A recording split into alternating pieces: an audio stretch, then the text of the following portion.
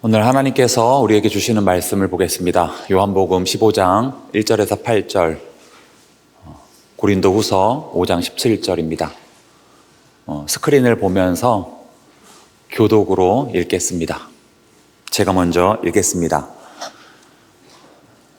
나는 참 포도나무요, 내 아버지는 농부라.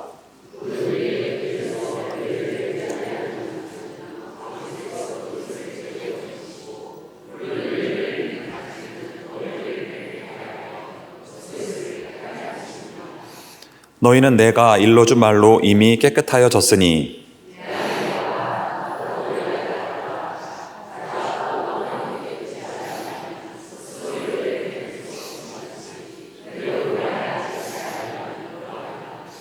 나는 포도나무요 너희는 가지라.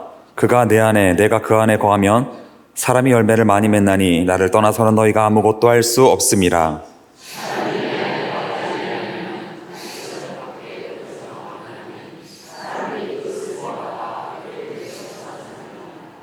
너희가 내 안에 거하고 내 말이 너희 안에 거하면 무엇이든지 원하는 대로 구하라. 그리하면 이루리라.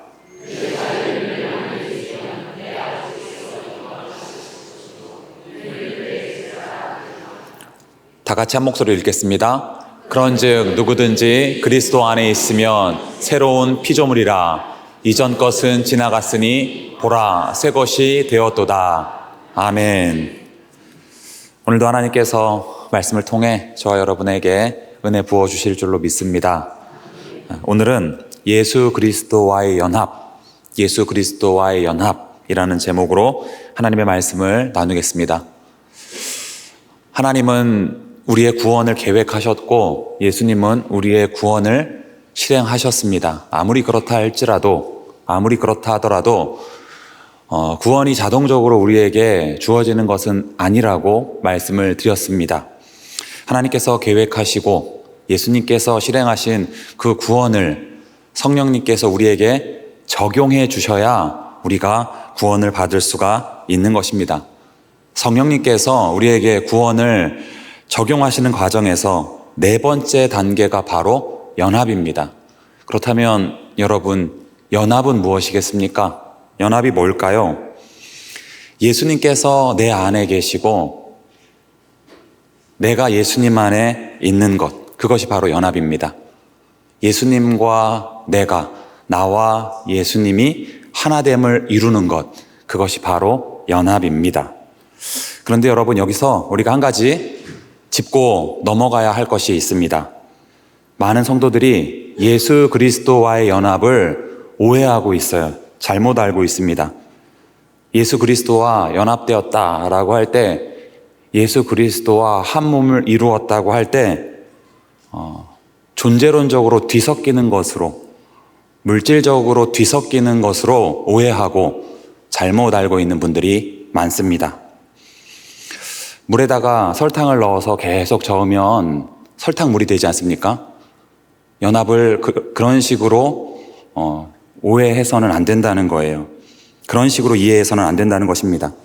우리가 예수 그리스도와 연합이 될 때, 우리가 예수 그리스도와 한 몸을 이룰 때 우리의 존재와 본질은 그대로 살아있는 거예요. 이 존재와 본질이 뒤섞이는 것이 아니라는 것입니다.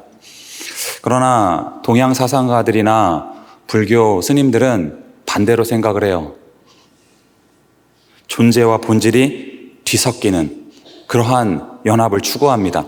그래서 그분들이 이렇게 말하지 않습니까? 나는 무라일치의 경지에 이르렀다. 나는 무의 경지에 이르렀다. 교회 안에도 이런 신비주의적 영성을 가지고 있는 분들이 있습니다. 그분들은 이렇게 생각합니다. 이렇게 주장합니다. 명상을 통해 합일에 이룰 수 있다. 명상을 통해 신비주의적 연합을 추구하자. 어떤 분들은 또 이렇게 말합니다. 사람이 죽어 화장을 하고 유골을 뿌리면 그 사람은 자연으로 돌아가는 것이다. 그 사람은 자연의 일부가 되는 것이다. 이게 맞는 말입니까? 틀린 말입니까?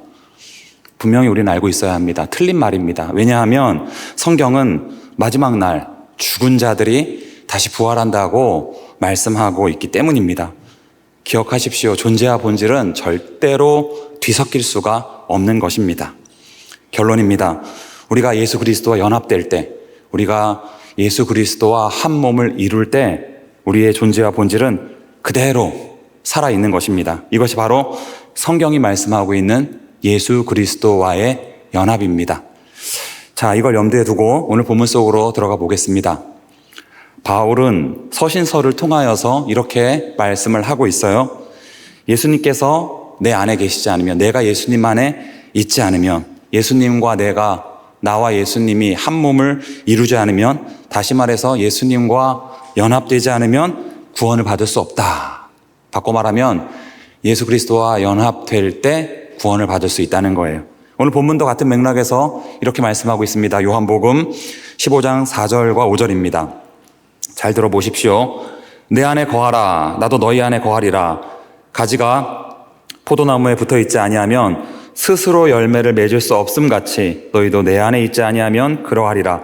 나는 포도나무요 너희는 가지라. 그가 내 안에 내가 그 안에 거하면 사람이 열매를 많이 맺나니 나를 떠나서는 너희가 아무것도 할 수 없음이라. 예수님은 당신과의 연합을 포도나무 가지 비유로 설명하셨습니다. 예수님이 말씀하시는 골자가 무엇입니까? 가지가 나무에 붙어 있지 않으면 열매를 맺을 수 없다. 가지가 나무에 딱 붙어 있어야 생명이 오고 가게 되어 많은 열매를 맺을 수가 있다는 것입니다. 다시 말해서 예수님이 내 안에, 내가 예수님 안에 있을 때, 예수님과 내가, 나와 예수님이 하나됨을 이룰 때, 그렇게 예수 그리스도와 연합될 때 구원이라고 하는 열매가 맺어지게 된다는 것입니다. 말씀 한 구절 더 보겠습니다. 고린도후서 5장 17절입니다. 그런즉 누구든지 그리스도 안에 있으면 새로운 피조물이라. 이전 것은 지나갔으니 보라 새 것이 되었도다. 우리는 죄로 인해 영원히 죽을 수밖에 없는 비참한 존재였습니다. 그런 비참한 죄인이 새로운 피조물이 되어 구원을 받을 수 있는 방법은 하나밖에 없어요. 그것이 무엇입니까? 그리스도 안에 있으면. 다시 말해서 예수님이 내 안에, 내가 예수님 안에 있을 때, 예수님과 내가, 나와 예수님이 하나됨을 이룰 때, 그렇게 예수님과 연합할 때 새로운 피조물이 되어 구원을 받을 수가 있다는 것입니다. 굉장히 중요한 겁니다. 그러므로 연합은 취사 선택의 문제가 아닙니다. 연합은 생명의 문제입니다. 왜냐하면 예수 그리스도와 연합되지 않으면 새로운 피조물이 될 수 없고 구원이라고 하는 열매를 맺을 수가 없기 때문입니다. 여러분, 우리 다 몸을 가지고 있죠. 이 몸이 살기 위해서는 어떻게 해야 할까요? 이 몸이 반드시 머리와 연결이 되어야 합니다. 그 이유가 무엇입니까? 머리가 몸을 통제하기 때문입니다. 그런데 이 몸이 머리로부터 끊어지면 어떻게 됩니까?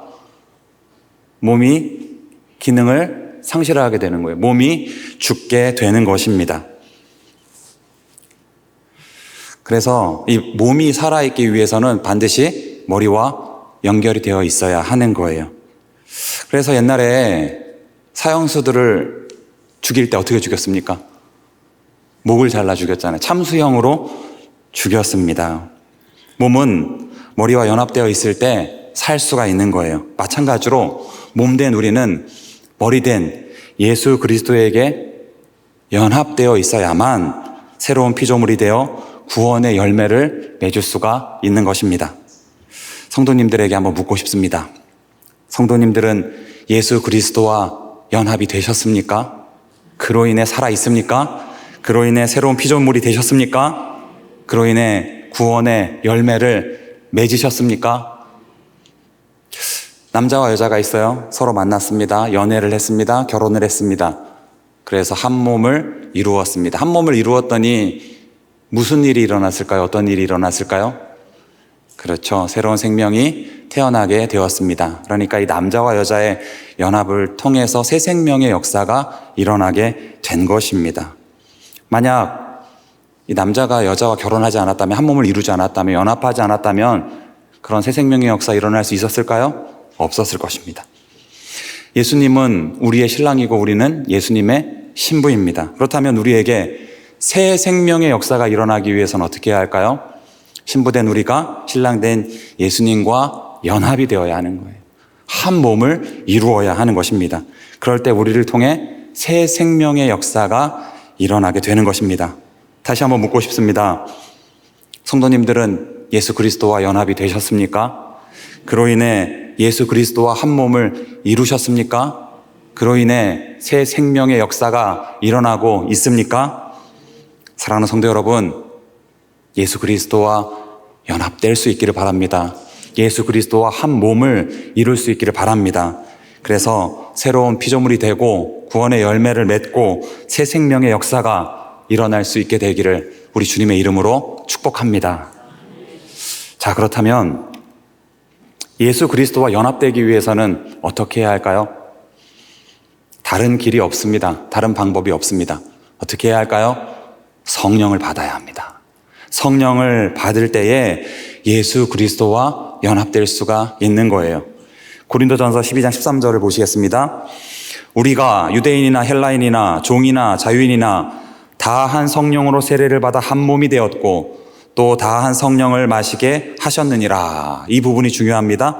성령으로 세례를 받아 한 몸이 되었고, 성령으로 세례를 받아 한 몸이 되었고. 이 무슨 말씀입니까? 성령을 받을 때에 예수 그리스도와 한 몸을 이룰 수 있고 예수 그리스도와 연합될 수가 있다는 것입니다. 자, 그러면 성령을 받기 위해서는 어떻게 해야 할까요? 두 가지입니다. 이 두 가지가 굉장히 중요합니다. 첫째로 성령을 받기 위해서는 성령 세례를 받아야 합니다. 여러분, 성령 세례가 뭐라고 그랬습니까? 성령 세례가 무엇입니까? 하나님께서 인생과 삶의 주인이 되시는 단회적인 사건, 그것이 바로 성령 세례입니다. 내가 인생과 삶의 주인이 되어 살아가던 육신에 속한 그리스도인이 어느 날 말씀을 통해 이 놀라운 진리를 깨닫게 됩니다. 내가 인생과 삶의 주인이 아니구나. 하나님께서 인생과 삶의 주인이시구나. 지금까지 그걸 모르고 내가 인생과 삶의 주인이 되어 마음에 원하는 길과 육체의 욕망을 위해 살아왔구나. 이제는 이후로는 하나님을 인생과 삶의 주인으로 삼고 그 하나님의 말씀대로 살아가야 되겠다. 진심으로, 전심으로 이 고백을 하고 그 고백대로 살아내기 위해 최선을 다하는 사람, 그 사람이 바로 성령 세례를 받은 사람입니다. 성도님들은 이러한 성령 세례를 받으셨습니까? 하나님을 인생과 삶의 주인으로 모셔드리셨습니까? 그로 인해 예수 그리스도와 연합이 되셨습니까? 우리는 이 질문에 확신을 가지고 대답할 수 있어야 하는 것입니다. 바울은 이렇게 고백을 했어요. 사도행전 20장 24절입니다. 내가 달려갈 길과 주 예수께 받은 사명, 곧 하나님의 은혜의 복음을 증언하는 일을 마치려 하면은 나의 생명조차 조금도 귀한 것으로 여기지 아니하노라. 이 바울이 지금 뭐라고 고백을 하고 있는 것입니까? 하나님께서 나에게 복음 전파의 사명을 주셨다. 그 복음 전파의 사명을 위해서라면 나는 생명까지도 버릴 수 있다. 바칠 수 있다. 여러분, 생명을 바칠 수 있다는 게 뭘 의미합니까? 돈, 명예, 권세, 권력, 시간, 건강, 자녀, 모든 것을 다 바칠 수 있다. 그러한 의미입니다. 생각을 해보세요. 생명 바칠 수 있는 사람이 무엇인들 못 바치겠습니까? 성도님들은 어떻습니까? 하나님께서 복음 전파의 사명을 주시지 않았습니까?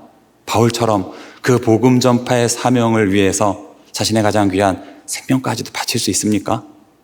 그 복음 전파의 사명을 위해서 돈, 권세, 권력, 명예, 시간, 자녀, 건강, 그 모든 것 다 바칠 수 있습니까? 결코 쉬운 일이 아닙니다. 그렇다면 바울은 어떻게 그럴 수 있었을까요? 그 비결이 무엇이었을까요? 그는 성령 세례를 받은 사람이었기 때문입니다. 하나님을 인생과 삶의 주인으로 모셔드린 사람이었기 때문입니다. 그래서 그는 주인 대신 그 하나님의 말씀과 뜻을 이루는 일이라면 자신의 생명을 비롯해서 자신의 모든 것을 다 드릴 수 있고 다 바칠 수가 있었던 거예요. 이런 사람이 성령 세례를 받은 사람입니다. 이런 사람이 하나님을 인생과 삶의 주인으로 모셔드린 사람입니다. 이런 사람이 바로 예수 그리스도와 연합된 사람입니다. 예레미야는 이렇게 고백을 했어요. 예레미야 20장 9절입니다. 내가 다시는 여호와를 선포하지 아니하며 그의 이름으로 말하지 아니하리라 하면 나의 마음이 불붙는 것 같아서 골수에 사무치니 답답하여 견딜 수 없나이다. 여러분, 예레미야가 지금 뭐라고 고백하고 있습니까? 하나님이 나에게 하나님의 말씀을 전하는 사명을 주셨다. 그런데 그 사명을 내려놓는다고 생각하면 가슴에 불이 붙는 것 같고 골수에 사무치고 답답해서 견딜 수가 없다. 지금 이 고백을 하고 있는 거예요. 성도님들에게도 한번 묻고 싶습니다. 예레미야와 같은 이러한 심정이 되어본 적이 있습니까? 이런 심정을 경험해 본 적이 있으십니까? 예배를 못 드린다고 생각만 해도, 말씀의 묵상을 못한다는 생각만 해도, 기도를 못한다는 생각만 해도, 전도를 못한다는 생각만 해도 이 가슴에 막 불이 붙는 것 같고 골수에 사무치고 막 답답해서 견딜 수 없는 그런 예레미야와 같은 심정을 경험해 본 적이 있느냐는 것입니다. 그러한 심정이 된다는 것은 결코 쉬운 일이 아닙니다. 그렇다면 예레미야는 어떻게 그런 불붙은 심정이 될 수가 있었을까요? 그는 성령 세례를 받은 사람이었기 때문입니다. 그는 하나님을 인생과 삶의 주인으로 모셔드린 사람이었기 때문입니다. 그래서 그는 주인 대신 하나님의 말씀과 뜻을 이루지 못한다고 했을 때 이 심령에 막 불이 붙는 것 같고 골수에 사무치고 답답하여 견딜 수가 없었던 것입니다. 여러분, 이런 사람이 바로 성령 세례를 받은 사람, 이런 사람이 바로 하나님을 인생과 삶의 주인으로 모셔드린 사람입니다. 이런 사람이 바로 예수 그리스도와 연합된 사람입니다. 사랑하는 성도 여러분, 바울처럼 예레미야처럼 성령 세례를 받을 수 있기를 바랍니다. 하나님을 인생과 삶의 주인으로 모셔드릴 수 있기를 바랍니다. 그래서 예수 그리스도와 연합되어 하나님께서 주신 구원을 이루어갈 수 있기를 우리 주님의 이름으로 축복합니다. 그런가 하면 예수 그리스도와 연합되기 위해서는 둘째로 성령 충만을 받아야 합니다. 여러분, 성령 충만이 무엇입니까? 성령 충만이 무엇입니까? 하나님께서 인생과 삶의 주인이 되시는 그 영적인 상태를 쭉 지속시켜 나가는 것, 그것이 바로 성령 충만입니다. 그렇다면 하나님을 인생과 삶의 주인으로 모셔드리고 그러한 영적 상태를 쭉 지속시켜 나가기 위해서는 어떻게 해야 할까요? 다른 길이 없습니다. 다른 방법이 없습니다.